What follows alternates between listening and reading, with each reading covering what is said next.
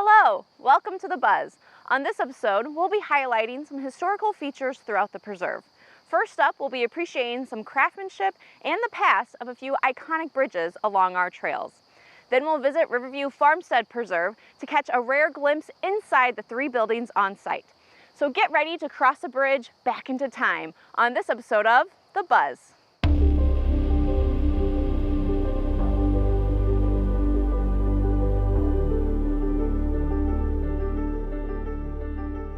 Our forest preserves are full of natural and cultural history.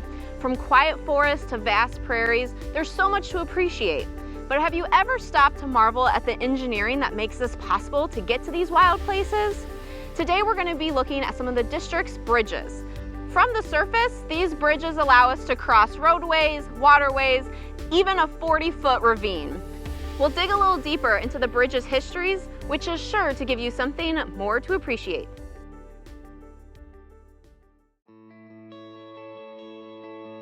Along the Centennial Trail is a swing bridge originally built in 1899. It was known as the Romeo Road Bridge for 90 years. It was first built by the Elgin Iron Works and erected by Strobel Steel Construction Company. Its original purpose was to carry traffic over the Chicago Sanitary and Ship Canal. This 302-foot-long bridge was the first of 15 to be constructed spanning the canal. It was built in the worn-through truss style. Now get ready to tap into your geometry knowledge because it's the type of triangles that determine what type of truss bridge style it is.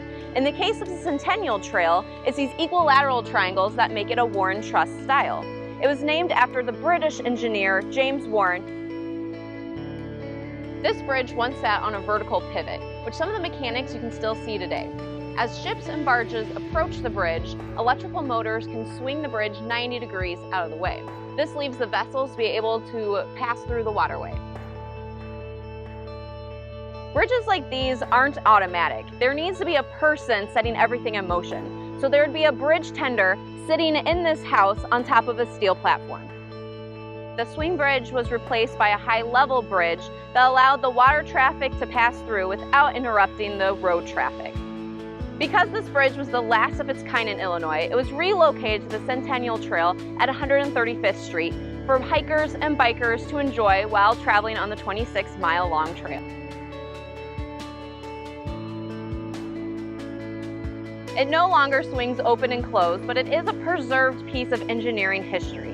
It also spans over a wetland that was created for this project that connects to the Des Plaines River. With this bridge, you can bike from Joliet Iron Works to Lockport, all the way up to Keepitall Preserve in Lamont, and continue on where it splits off to either DuPage County or Cook County. It costs about $33,000 to make, which is about $1 million today. And it's heavy.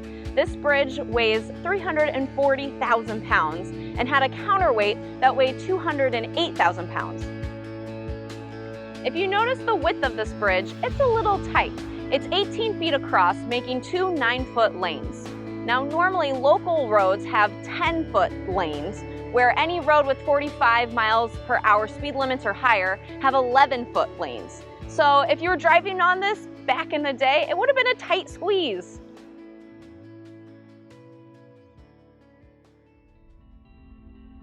Our next featured bridge is located in Custer Park and spans 600 feet over the Kankakee River. The Wauponsee Glacial Trail Bridge replaced another one that was located in the same spot in 1902. Ready for another triangle test? These are isosceles triangles, making it the Pratt truss style. This style was very common for long-spanning railroad bridges. Like the Warren truss style, the Pratt truss style is named after a father and son American engineer team, Caleb and Thomas Willis Pratt. Up to the 1970s, this railway schedule was pretty consistent. Each weeknight, there were 2 freight trains that left from Landers Yard in Chicago and headed south. At 10 p.m., there was a merchandise freight that would leave for St. Louis. Shortly after, a local freight train would depart to different communities and industries. You may notice that this section of the bridge looks a little bit different than the rest. In 1968, there was a derailment that caused damage to this section. So it had to be rebuilt and replaced with a girder-style bridge. They replaced the triangle trusses for these plate girders instead. Many truss-style bridges were beginning to disappear as age and corrosion were hindering their strengths. Railroads were also upgrading the strength of the steel, and they had to replace these vintage bridges because modern-day railroad cars were much heavier. By the 1970s, rail transportation was largely replaced by air and highway travel. Abandoned railroads soon fell into disrepair. In recent years, people realized that old rail corridors would make great public trails.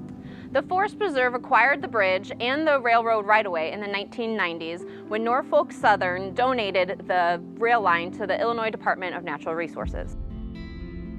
The Wauponsee Glacial Trail was built along the railway in stages, finally getting completed in 2007. Hikers, bikers, and equestrians can now enjoy the views from this bridge along the 22-mile trail. It begins in Joliet and it ends here at Route 113.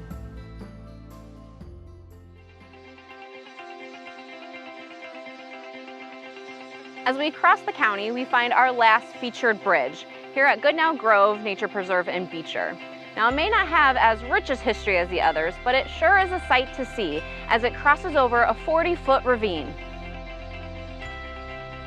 In order to get to this bridge, you have to hike, bike, or ride by horseback on the Plum Creek Greenway Trail. Are you ready for some impressive numbers? This 270-foot long bridge has about 500 deck boards. Timbers were used to make 75 X braces, and finally 6,000 screws are holding it all together. We're joined today by one of our operations supervisors, Adam Oatsman, who has been with the district for many years. Adam, can you tell us when this bridge was built and why? This bridge, to my recollection, was finished in 2012. And so when we put in the Plum Creek Greenway Trail out here, there was no way to make this connection from one side or the other without going through the massive ravines that run through this preserve. So right now the bridge is over a big, massive 40-foot ravine. So there was just no way around it. You can't sled down it. You can't sled down it. So we had to build a bridge, and that's what we did. This is all, I believe, southern yellow-treated pine. It was pretty fascinating, to be honest, because we're out here in the middle of the woods, and this thing, like we talked about, spans a 40-foot ravine. So the pilings that this bridge is built on are about 60 feet long. So when the builder was bringing them in here, they had to bring in through the woods these 60-foot pylons and then auger down into this ravine in order to put them in. So it was pretty fascinating to watch them work. How long did it take? Do you remember? It took the span of an entire summer. An interesting thing that I didn't realize they were going to do is, as they were building it, they literally started on this end, and then they had another group start on that end, and they worked their way to the middle. You would think they'd start on one end and just go, but they actually built the bridge, you know, from one side to the other and met in the middle. These two guys came out here, and it was like two guys and a backhoe tractor who built this entire thing from start to finish. And when they were putting these 60-foot pilings into the ground, they had to hang an auger off the tractor by like a cable or a chain that they had to get all the way down to the bottom of the ravine to dig the holes. But then when they went to put the pilings into the holes, they just had this tractor. So the guys tied it off to a tree, and they would drive it up to the edge of the decking that they had built. They tied the tractor off to a tree, and then they would start to push these pilings off the edge of the bridge, tip them down, and drop them down into the hole. Of course, they had to be tied up to the tree so that if this thing went off the edge, it didn't, you know, pull them down into the ravine with it. So it was pretty wild, but it was really neat and impressive undertaking to watch them work. How much does something like this cost? Today, it would be a lot. Back when this bridge was originally built, I believe the price tag on it was somewhere in the neighborhood of $250,000. Interestingly enough, we had my crew out here working on this bridge today, replacing some boards and things like that. And it's just a very, very small section that they replaced. And we were talking about a few $1,000s in lumber in today's prices, yeah. You know, and in today's economy and market. So I could imagine trying to build it today would be a lot more than $250,000. This bridge gets inspected pretty regularly by staff, and so at least once a month we have staff putting our eyes on it and making sure stuff's not rotting, decaying, needing to be replaced. I mean, that's exactly why the guys were out here today replacing stuff that we found that we said we got to take care of this. There's something about wood timber bridges, right? Mm-hmm. People just love them. If you climb down to the side of this thing and have a look at it, it looks like this massive old railroad trestle or something, you know? It's just really neat looking. There's something about a bridge like that that was built completely by hand, out of wood, that I think people just love and just think is really neat, as opposed to, you know, pouring concrete and dragging in big steel beams, and it's not as interesting. And it's definitely a destination. So to get here, you have to hike in. There's no shortcut, so it's kind of worth the ending. And if you look on it head on, you're like, okay, it's a long bridge, but like you're saying, off to that side, whoa, it takes your breath away. Yeah, absolutely.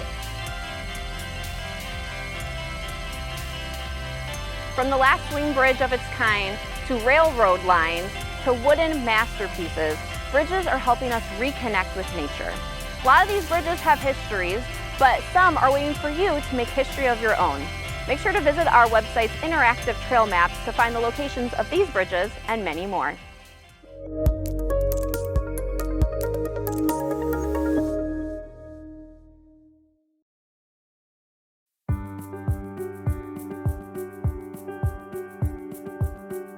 Four Rivers Environmental Education Center in Channahon is named after the Des Plaines, DuPage, Kankakee, and Illinois rivers, which merge nearby and create diverse habitats teeming with wildlife.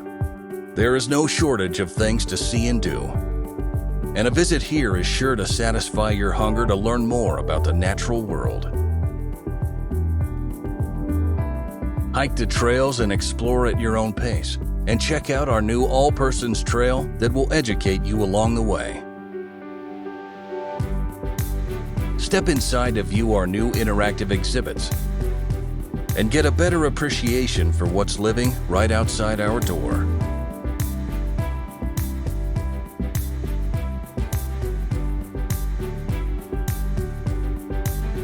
Map your next adventure at reconnectwithnature.org.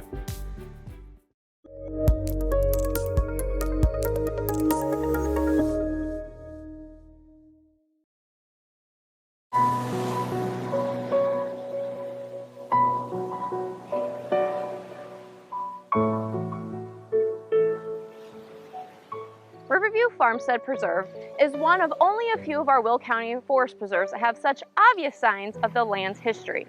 You may have noticed these three buildings while biking or hiking along the DuPage River Trail or picnicking in the shelter here. There are signs around the preserve that will give you additional information, but if you want to experience structures to their fullest, you have to join a naturalist on a scheduled program.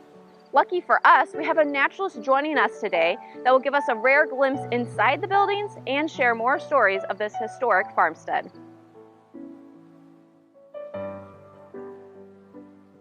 Amy Holler is an interpretive naturalist with the Isle of Cache Museum and is going to be giving us our VIP tour today. Thank you, Amy, for joining us on another Buzz adventure.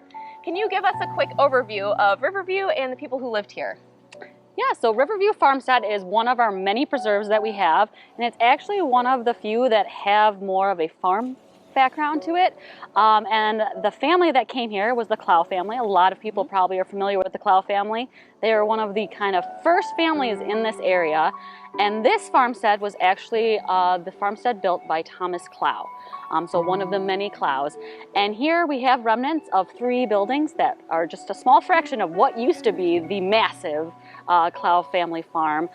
So we have what we call the settlement house, which is right behind us here. We also have the family home, which is their limestone house, and then one of these big massive barns that we have right here in Wheatland Township. What kind of farm was this? Did they have livestock? Was it just crops, or was it a little bit of both? So it was actually a little bit of both. They did a lot of crops, but then later on they had an introduction of a lot of different types of livestock. Based on where we are, this is Wheatland Township, so as you can probably guess, they were growing wheat. Later on though, that changed because corn was the cash crop around here. So they did a big switch from wheat then on to corn. And then they also found out that a lot of cattle and dairy was a big, basically, product for this area. Let's start with the settlement house. Was this the first building here? Most likely, yes. This house kind of has a lot of questions to it. We do think it is the original house on this property, probably here before even the Clowes purchased it. We're not quite sure on the age of it, but we kind of think about 1850s maybe for the time of this house being built. We have on record that the family, in their lore, say that the original family, so Thomas Clow and his wife Margaret, when they first moved on property, that they actually lived upstairs in this house. We don't have actually any historical evidence of that, but again, it is something that the family has said. And they lived upstairs, so what was going on downstairs? Downstairs was like a regular barn. It basically had all of your livestock and a lot of the grains and the hay for the livestock as well. Are there certain features inside that gave you clues on that the livestock were here and family up there? Definitely. Archaeological record we have from soil samples. They definitely can see that there was animals here, as well as later on in its life, it actually turned into kind of a mechanic shop. So we also get a lot of questions about this door that goes to nowhere. This actually serves as a purpose for a barn. So if you think about where you're storing all of your crops, like your hay especially, it's going to be upstairs in the loft basically. So this door actually allows for tractors and other types of things to come right up here. They can open that door and they can pretty much just scoop out the hay and have it land right into the bed of the tractor. Can you tell us how all this was used? So we kind of have this main room, there's two wings out here. I see almost like a kitchen area. Yeah, so definitely the sides were for your livestock. So that's where all your larger animals were, like your horses, your cows, your pigs, sheep. We do know that they had sheep for a short time here.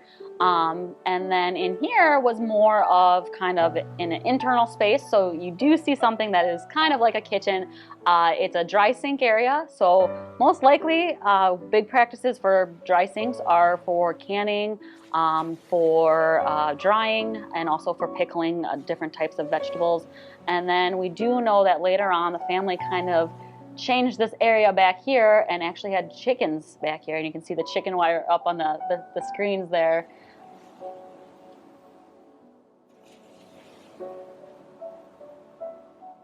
So we actually have the family sled also in one of these sides here. And you'd think sleds are fun for just, snow time fun, but actually it's really, really important because come winter time, you're really not going to be using the roads around here. So you're actually going to wait for the water to freeze on the river, and then you can pull out your sled and you can actually ship things along the river when it's frozen to basically get your goods out and also then get goods and bring them back into your farm.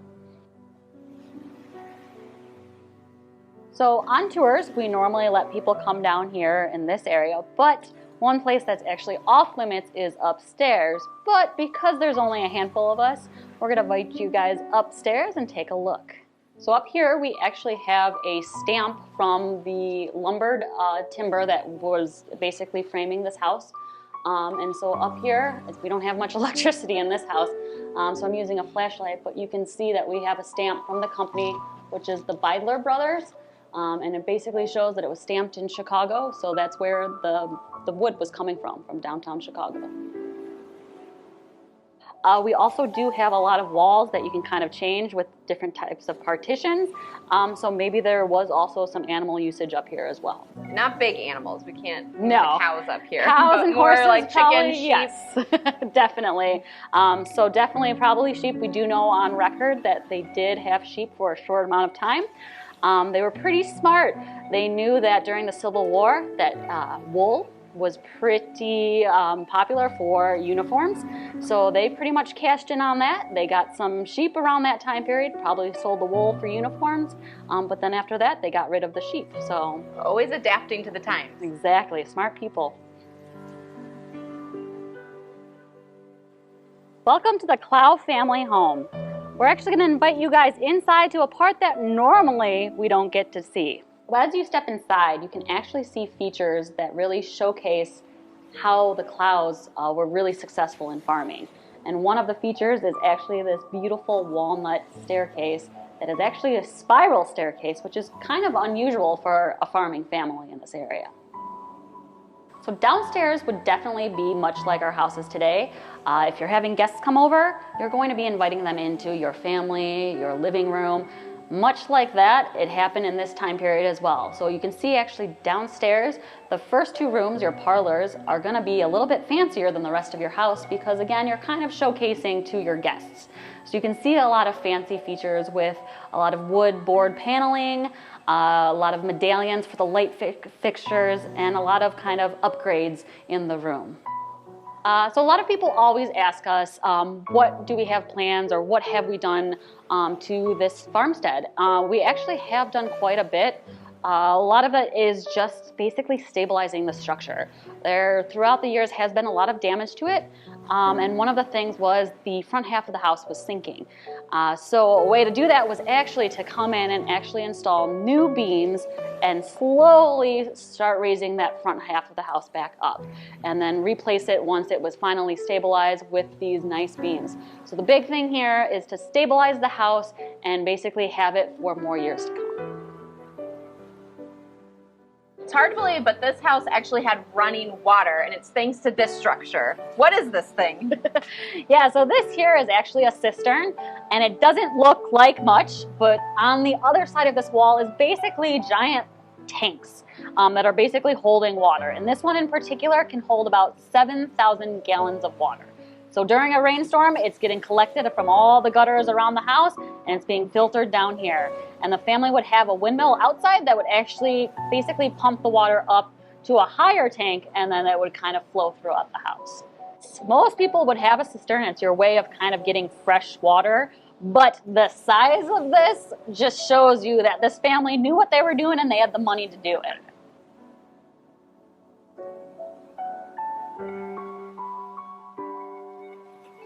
This house was built into 2 phases. So this is the first half.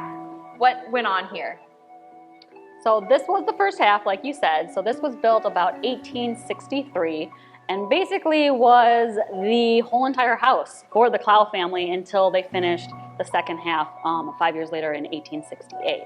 So this would have been everything. This would have been your kitchen, your living space, your bedroom, you name it. Everything happened pretty much right in here.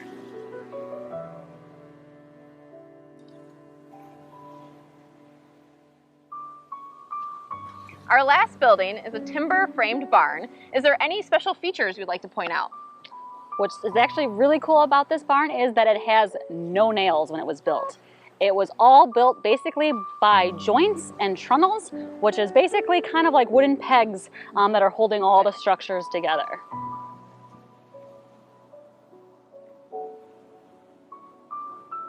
The other thing I noticed when we're walking by, there's big doors and then there's small doors, and I'm sure that serves a purpose. Definitely. So a lot of the bigger ones are for much bigger equipment. So a lot of your farming equipment, your tractors, horse-drawn, carriages and tractors. But the smaller ones are going to be more for your humans and for your animals. Walk in and out. This barn seems huge to me. Was this normal, or is it another special feature of the farmstead? Definitely a special feature. It's actually one of the largest barns in Wheatland Township at the time of it being built. And so again, if you can imagine being a resident around here seeing this, you'd be pretty impressed. And we have photos of like a barn raising in 2001. So there was unfortunately some damage done to the barn by a storm, and basically half of it was collapsing. So we actually got together and basically had a barn raising, which is not a new thing. When people would erect barns, they would actually have the whole basically town come out and help. So we did something kind of similar, and we actually repaired about half of the barn. So you could actually look up and you can see a lot of the newer paneling versus the old paneling for the barn.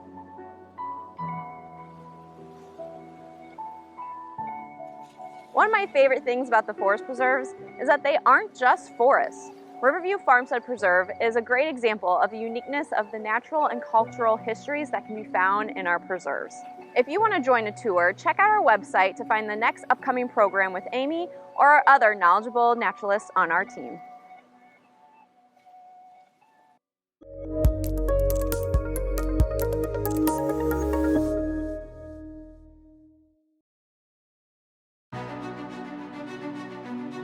Do you want to do more to protect nature, inspire discovery, and connect people with the great outdoors? You can when you support the Nature Foundation of Will County. This nonprofit charity raises funds through support from donors, organizations, and the business community to help support the Forest Preserve District of Will County's mission.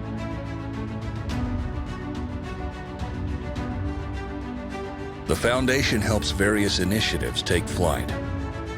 It helps the Forest Preserve secure national touring exhibitions. It pays for new amenities such as campground welcome stations and bike repair stations on Will County's regional trails.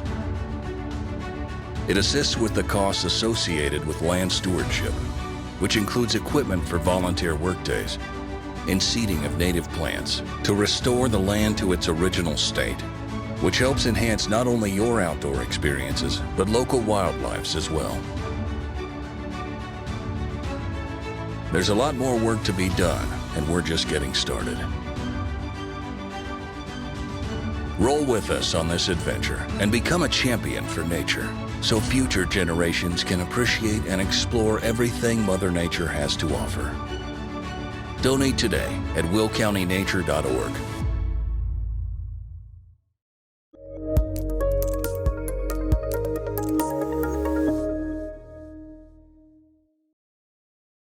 The more you look, the more fascinating stories you can find throughout the preserves.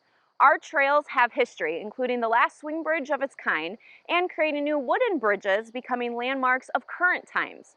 Riverview Farmstead has plenty of history on the outside, but even more stories to tell in the inside.